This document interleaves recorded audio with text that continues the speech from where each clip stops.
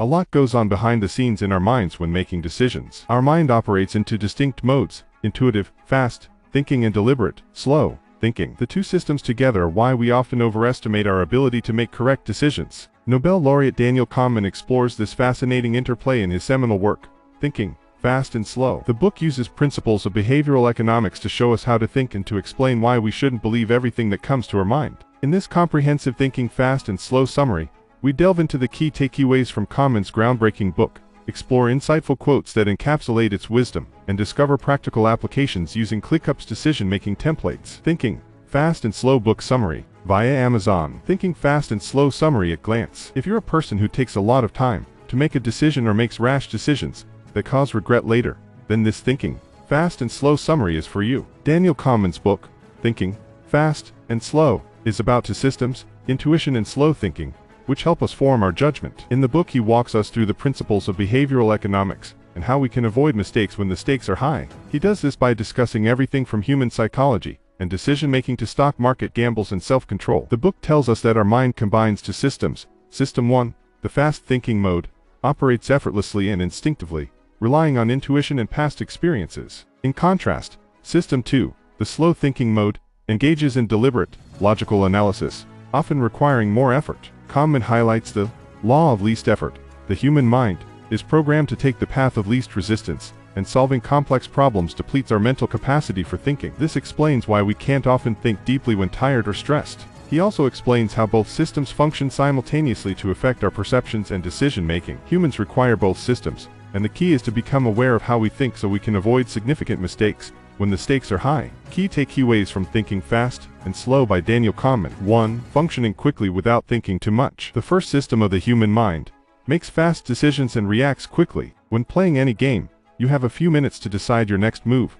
These decisions depend on your intuition. We use System 1 to think and function intuitively during emergencies without overthinking. System 1 involves automatic, swift thinking, lacking voluntary control. For instance, perceiving a woman's facial expression on a date, you intuitively conclude she's angry. This exemplifies fast thinking, operating with little voluntary control. 2. Giving full attention to all your complex decisions. The second system of the human mind requires more effort to pay attention to details and critical thinking. System 2 engages in reflective and deliberate thought processes for problem solving. You engage in deliberate, methodical thought if you're given a division problem to solve, like 293/7. This reflects slow thinking, requiring mental activities and conscious effort. When we face any big challenge, or try to take a deep look at situations by employing System 2, we can solve critical situations by focusing our attention on the situation at hand. While the first system generates ideas, intuitions, and impressions, the second system is responsible for exercising self-control and overriding System 1's impulses. 3. Cognitive biases and heuristics. The author discusses cognitive biases and heuristics in decision-making. Biases like anchoring, availability, confirmation bias, and overconfidence significantly influence our judgments, often leading to suboptimal choices. Awareness of these biases is the first step towards mitigating their impact. The writer explains this with a bat and ball problem. A bat and a ball cost $1.10 together, and the bat costs $1 more than the ball. What is the cost of the ball? Most people will answer 10 cents, which is incorrect. Intuition and rash thinking force people to assume that the ball costs 10 cents. However, looking at the problem mathematically, if the cost for a ball is 10 cents and the bat is $1 more, then that would mean the bat costs $1.10, making the total $1.20, which is wrong. It is a system to problem, requiring the brain to see a 5-cent ball plus a $1.05 bat equals $1.10. Similarly, people often assume that a small sample size can accurately represent a larger picture, simplifying their world perception. However, as per Kahneman, you should avoid trusting statements based on limited data. Heuristics and biases pose decision-making challenges due to System 1. System 2's failure to process information promptly can result in individuals relying on System 1's immediate and biased impressions,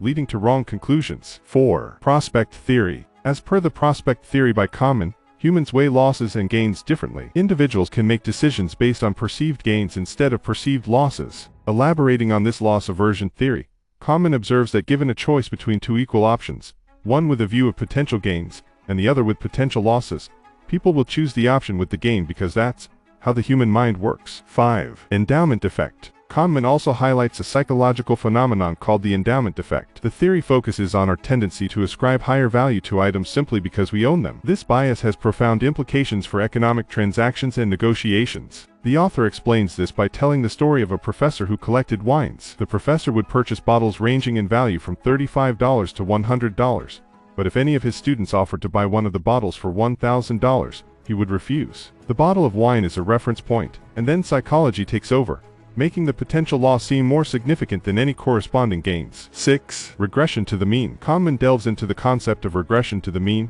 Extreme events are often followed by more moderate outcomes. Recognizing this tendency allows accurate predictions and avoids undue optimism or pessimism. For instance, an athlete who does well in their first jump tends to underperform in the second attempt because their mind is occupied with maintaining the lead. 7. Planning fallacy. The planning fallacy highlights our inherent tendency to underestimate the time, costs, and risk-taking involved in future actions. Awareness of this fallacy is essential for realistic project planning and goal setting. Suppose you are preparing for an upcoming project and predict that 1 week should be enough to complete it, given your experience. However, as you start the project, you discover new challenges. Moreover, you fall sick during the implementation phase and become less productive. You realize that your optimism forced you to miscalculate the time and effort needed for the project. This is an example of a planning fallacy. 8. Intuitive expertise. Kahneman explores the concept of intuitive expertise, emphasizing that true mastery in a field leads to intuitive judgments. We have all seen doctors with several years of experience instantly recognizing an illness based on the symptoms exhibited by a patient. However,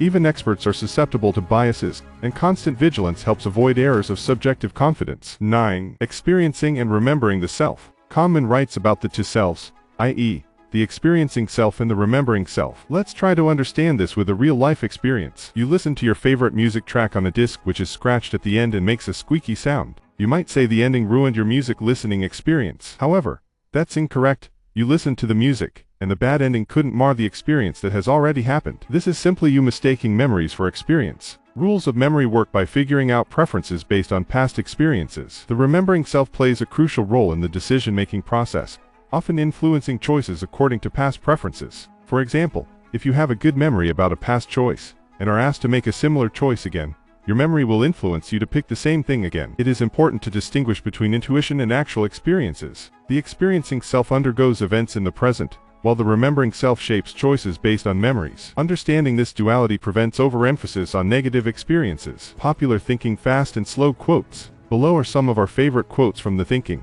Fast and Slow summary. The main function of System 1 is to maintain and update a model of your personal world, which represents what is normal in it. One of the primary functions of System 1 is to reinforce the worldview we carry in our mind, which helps us interpret the world regularly, reflecting what is considered normal in our environment, and differentiating it from the unexpected. Nothing in life is as important as you think it is while you are thinking about it. Our perceptions of importance are often exaggerated.